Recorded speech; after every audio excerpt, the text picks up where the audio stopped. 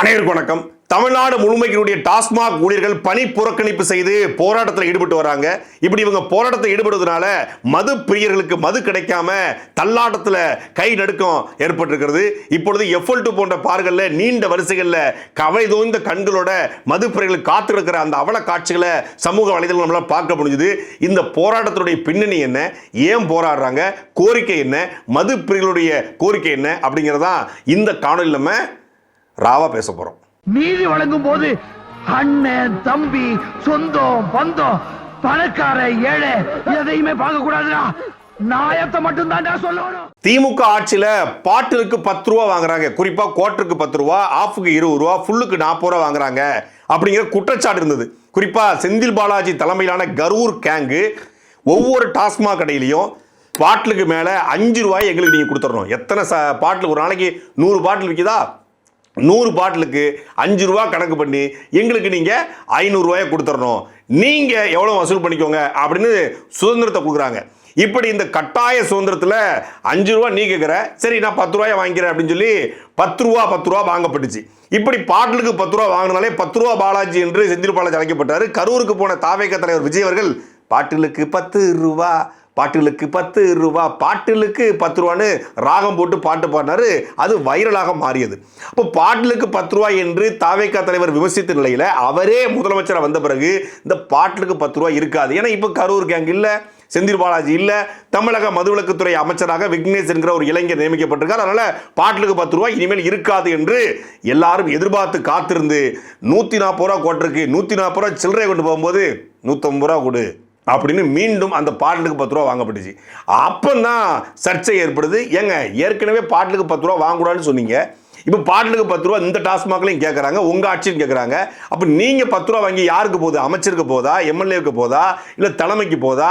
Corruption இல்லாத government, எந்த விதமான லஞ்ச லாபம் இல்லாத கவர்மெண்ட்டு, எங்களுக்கு பார்ட்டி ஃபண்டே கிடையாதுன்னு சொல்கிறீங்க. அப்போ இந்த 10 ரூபா எங்கே போகுது அப்படிங்கிற சர்ச்சை கிளம்புது. அப்போ தான் அமைச்சர் விக்னேஷ் அவர்கள் விளக்கம் கொடுக்குறாரு.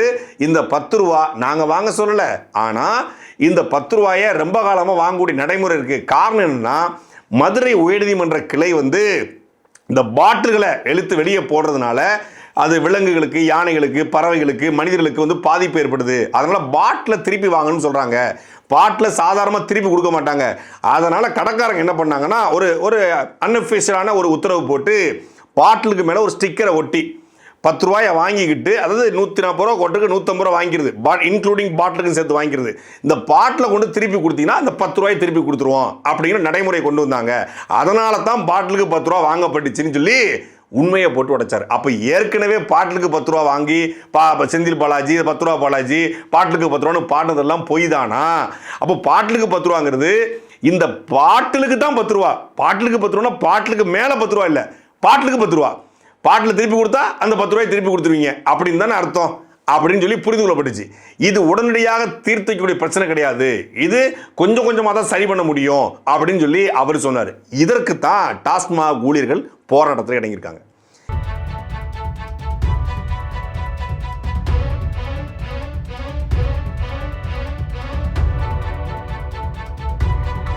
ஏன் போராட்டம் அப்படின்னா, இந்த பாட்டிலுக்கு 10 ரூபா, இப்போ ஒருத்தன் சரக்கை வாங்கிட்டு போயிடுறான், கோட்டரை வாங்கிட்டு போயிடுறான், 150 ரூபா கொடுத்து அவனை வாங்கிட்டான்.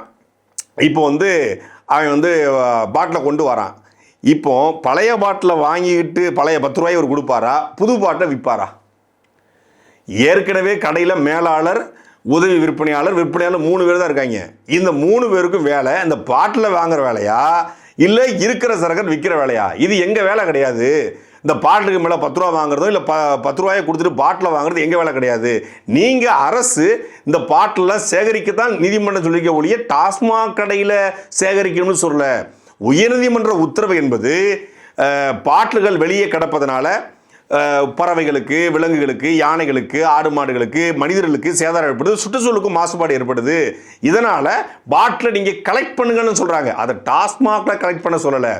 அரசு நீங்கள் யார் வேணாலும் ஒரு குறிப்பிட்ட கடையில் கொண்டு போய், அதாவது டாஸ்மாக் இல்லாத வேற ஒரு கடையில், இதுக்குன்னே இந்த பாட்டிலை கலெக்ட் பண்ணுறதுக்குன்னே ஒரு கடையை தரங்க, அங்கே ஒரு ஊழியரை போடுங்க, அவர்கிட்ட கொண்டு போய் பாட்டில் கொடுத்தா 10 ரூபா கொடுப்பாருன்னு சொல்லி நீங்கள் அறிவிங்க. இல்லை பாட்டில் கொடுத்துட்டு வேறு ஏதாவது ஒரு அதுக்கு பெனிஃபிட் கொடுங்க, நாங்கள் இதை செய்ய மாட்டோம் அப்படிங்கிற கோரிக்கை மட்டும் இல்லாது டாஸ்மாக் ஊழியர்கள் கிட்டத்தட்ட 23,000 ஊழியர் இருக்காங்க தமிழ்நாடு முழுக்க. கிட்டத்தட்ட 4,638 டாஸ்மாக் இன்றைய நிலைமையில், அதாவது FL2 FL3 சேர்க்காம 4,638. இந்த 4,638 கடைகளில் 23,000 டாஸ்மாக் ஊழியர்கள், மேலாளர், உதவி விற்பனையாளர் இவர்களுடைய சம்பளத்தை உயர்த்த சொல்லி தமிழ்நாட்டிலேயே அதிகமான வருவாயை தரக்கூடிய ஒரு துறையாக இந்த டாஸ்மாக் இருக்கு. டாஸ்மாக்ல தான் எல்லா அரசும் பாஸ்மாக் வாங்குது. அப்போ கிட்டத்தட்ட 55,000 கோடி ஆண்டு வருமானம் தரக்கூடிய டாஸ்மாக்ல அந்த டாஸ்மாக் ஊழியருடைய சம்பளம் எவ்வளோன்னு கேட்டால், இந்த உதவி விற்பனையாளர் இருக்கார் இல்லையா, அவருக்கு 10,000 ரூபா, விற்பனையாளருக்கு 11,000 ரூபா, மேலாளருக்கு 12,500 ரூபா. அதுதான் அதிகபட்ச சம்பளம். இது எப்போ 23 வருஷமா வேலை பார்த்து. 2003 காசாக இருந்தாலும் கவர்மெண்ட் காசாக இருக்கணும், அரை காசாக இருந்தாலும் அரசாங்க சம்பளமாக இருக்கணும், கவர்மெண்ட் வேலை கிடைக்குது படித்த இளைஞர்களுக்கு, அதாவது எல்லாமே டிகிரி முடித்த இளைஞர்களுக்கு கவர்மெண்ட் வேலையை, அரசு வேலை இல்லாத இளைஞர்கள் சரி பக்கத்து ஊரில் உள்ளூரில் வேலை கிடைக்குதுன்னு சொல்லி தான் இந்த டாஸ்மாகில் 2003 வேலைக்கு சேர்றாங்க. வேலைக்கு சேரும்போது அவங்களுடைய அடிப்படை சம்பளம் மாதம் 700 ரூபா. அந்த விற்பனையாளர், உதவி விற்பனையாளருக்கு 700 ரூபா, விற்பனையாளருக்கு 1000 ரூபா, 1500 ரூபா மேலாளருக்கு. இவ்வளோ தான் அவங்களோட சம்பளம். ஆனால் ஊக்கத்தொகைன்னு அறிவிக்கிறாங்க. டாஸ்மாகில் எவ்வளோ சேல்ஸ் ஆகுதோ சேல்ஸை பொறுத்து ஊக்கத்தொகை 5,000 ரூபா வரைக்கும் ஊக்கத்தொகை கிடைக்குது. இந்த ஊக்கத்தொகையை நம்பி சம்பளத்தை தாண்டி ஊக்கத்தொகை கிடைக்கும் அப்படின்னு சொல்லி தான் ஒரு 5,000 ரூபா 6,000 ரூபா கிடைக்கும். உள்ளூர்லேயே 5,000 ரூபா 6,000 2003 நாளில் வந்து பரவாயில்ல அப்படின்னு சொல்லி சேர்றாங்க. 2003 2006 ஆயிடுச்சு, 2003 2026 ஆயிடுச்சு, 23 வருஷம் ஆயிடுச்சு. 23 வருஷத்தில் பல கட்டமாக அந்த சம்பளம் உயர்ந்து இப்போ தான் 12,000 வந்து நிற்குது. 12,000 ரூபாயத்தை வச்சுக்கிட்டு இன்றைக்கு கிராமத்தில் கூட வாழ முடியாத சூழ்நிலை தான் இருக்குது. ஒரு யதார்த்தமாக புரிஞ்சுக்கிட்டோம் அப்படின்னா, ஒரு நாளைக்கு 100 ரூபாய்க்கு பெட்ரோல் போட்டால் கூட 3,000 ரூபா ஆயிடுது. 100 ரூபா பெட்ரோலை போட்டுட்டு அவன் இந்த டாஸ்மாக் ஊழியர் எங்கே சுத்த முடியும்னு தெரியல. மினிமம் 100 ரூபாய்க்கு போட்டால் 3,000 ரூபா. அப்புறம் அவனுக்கு வந்து அலைபேசி பயன்பாடு இருக்கும், அப்புறம் வந்து வீட்டு தேவை இருக்கும், கேஸ் இருக்கும், அப்புறம் பள்ளிக்கூட கட்டணம் இருக்கும், மருத்துவ செலவு இருக்கும். இந்த செலவுகளுக்கு கூட இந்த 10,000 ரூபா பத்தாது. அதனால் அடிப்படை சம்பளம் இந்த 23,000 வருஷம் வேலை பார்த்து வைத்து அடிப்படை சம்பளத்தை உயர்த்துங்க. எல்லா அரசு ஊழியர்களுக்கும் கிடைப்பது போல எங்களுக்கான ஊதிய உயர்வை உறுதிப்படுத்துங்க, வேலையை பணி நிரந்தரம் செய்யுங்கள். இதுதான் டாஸ்மாக் ஊழியருடைய கோரிக்கை. இது எப்போ கோரிக்கை? 23 வருஷம் கோரிக்கை.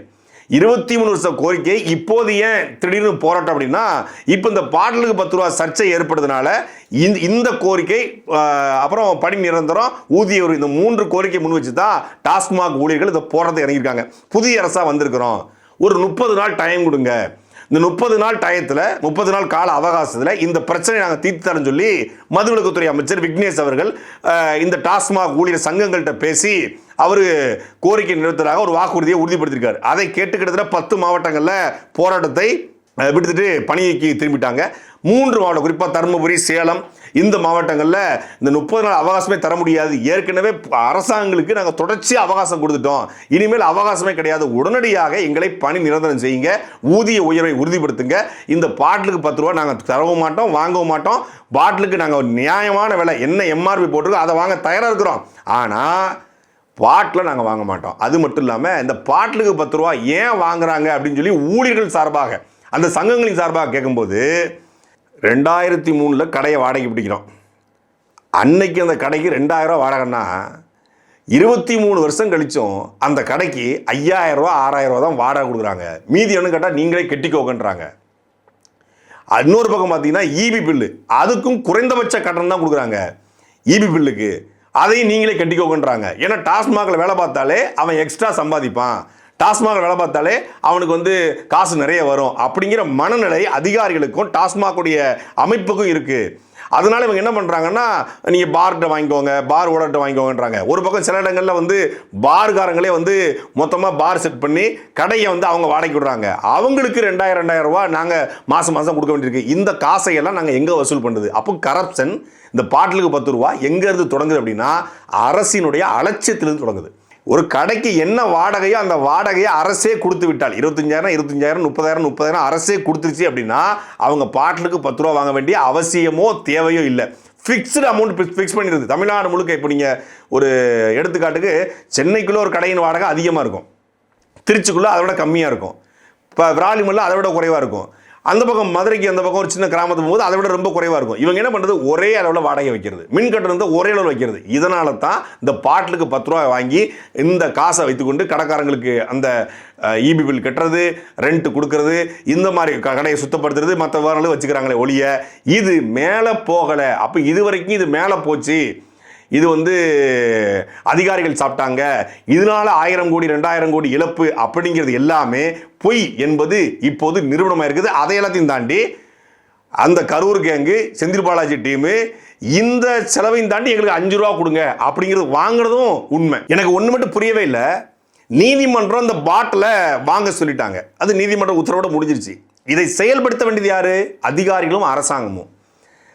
ஒரு சிம்பிளா டாஸ்மாக் கடைக்கு பக்கத்திலே ஒரு ஊழியரை நியமித்து, டாஸ்மாக் ஊழியர்கள் இந்த பாட்டில் வாங்க முடியாதுன்றாங்கல்ல, டாஸ்மாக் கடைக்கு பக்கத்திலேயே ஒரு சின்ன டென்ட் போட்டோ ஏதோ ஒன்று வச்சு ஒரு ஊழியரை நியமித்து யார் பாட்டில் கொடுத்தாலும் அவங்களுக்கு இந்த பாட்டிலுக்கு 10 ரூபா கொடுக்கணும்னா இதை வச்சு பல பேர் பொழைச்சிக்குவான். முன்னாடிலாம் ஊர்களில் இந்த பழைய பாட்டிலுக்கு காரச்சை வருவாங்க வண்டி தள்ளிக்கிட்டு.